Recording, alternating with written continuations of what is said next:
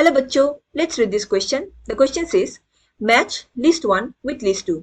हमें list 1 में कुछ ऑप्शंस दिए गए हैं, उनको हमें list 2 के सही ऑप्शंस के साथ मैच कराने हैं एंड 4 ऑप्शंस दिए गए हैं, सही मैचिंग्स को हमें सिलेक्ट करने हैं from the given options. So list 1 में दिए गए हैं A gene therapy, B RNA interference, C ELISA, D gel electrophoresis.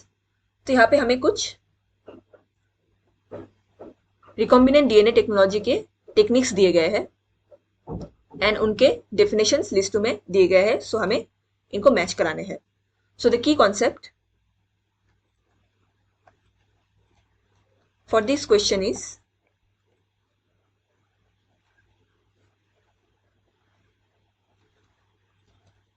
Diagnostic techniques.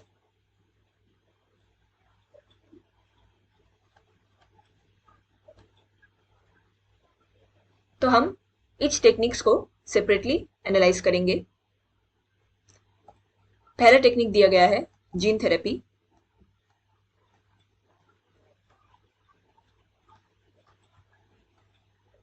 So gene therapy में क्या होता है, किसी भी जीन लेवल में अगर डिफेक्ट पाए जाए तो उसको रेक्टिफाई करने के लिए जीन थेरेपी का यूज किया जाता है.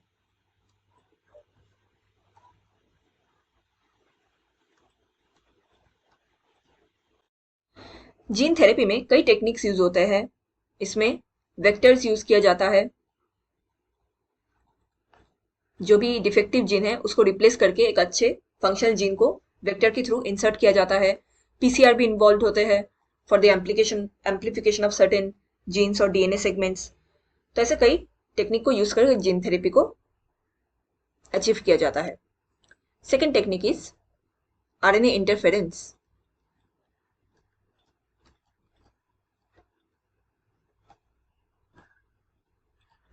आरएनए इंटरफेरेंस में क्या होता है,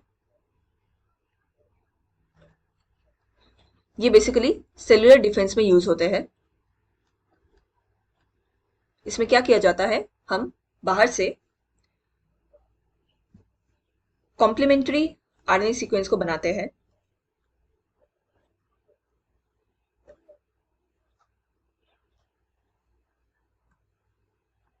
एंड उसको हम टारगेट एनिमल के अंदर इंजेक्ट कर देते हैं. इसमें सर्टेन वेक्टर्स का भी यूज होता है. फिर यहाँ पे क्या होगा, जो आरएनए सीक्वेंस हमने बनाए वो बाइंड कर जाता है to its complementary protein coding sequence.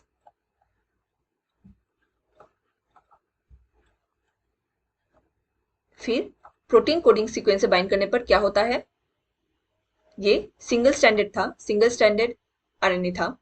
अब ये प्रोटीन कोडिंग सीक्वेंस के साथ कॉम्प्लीमेंट्री होने की वजह से बाइंड करने पर डबल स्टैंडर्ड आरएनए में फॉर्म हो जाता है एंड बॉडी के अंदर डबल स्टैंडर्ड आरएनए को एक्सेप्ट नहीं किया जाता. सो बॉडी की जो इम्यून सिस्टम होगा वो इस प्रोटीन कोडिंग सीक्वेंस को ही कट कर देगा, जिससे कि जो टारगेट एनिमल है उसका डेथ भी हो जाएगा. Now next technique includes ELISA. ELISA stands for Enzyme Linked Immunosorbent Assay.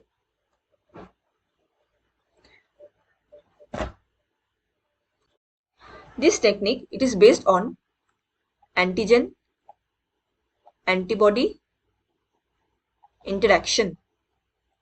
यहाँ पे एंटीजन एंड एंटीबॉडी का इंटरैक्शन होता है. बेसिकली किसी भी सैंपल में अगर हमें चेक करना है कि उसमें डिजीज या इन्फेक्शियस एजेंट प्रेजेंट है कि नहीं, तो जो इन्फेक्शियस एजेंट के एंटीजन है उसके अगेंस्ट में एंटीबॉडीज प्रिपेयर किया जाता है एंड उस एंटीबॉडीज को with some markers like fluorescent compound as a marker उसमें अटैच कर देते हैं एंड उन एंटीबॉडीज को छोड़ देते हैं उस सैंपल में. अगर ये एंटीबॉडीज जाके स्पेसिफिक एंटीजन के अगेंस्ट बाइंड कर दिया तो ये कंफर्मेशन हो जाएगा कि उस सैंपल में डिजीज प्रेजेंट है, दैट इज दैट पेशेंट जिससे वो सैंपल लिया गया, he is suffering from particular disease. Next technique is gel electrophoresis.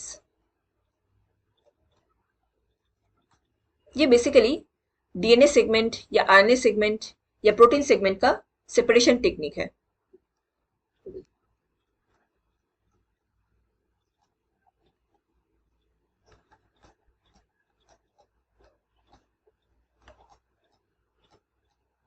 सो यहाँ पे बेसिकली हम सर्टेन सैंपल से डीएनए फ्रेगमेंट या आरएनए फ्रेगमेंट या प्रोटीन फ्रेगमेंट को या कंपाउंड को हम सेपरेट करते हैं.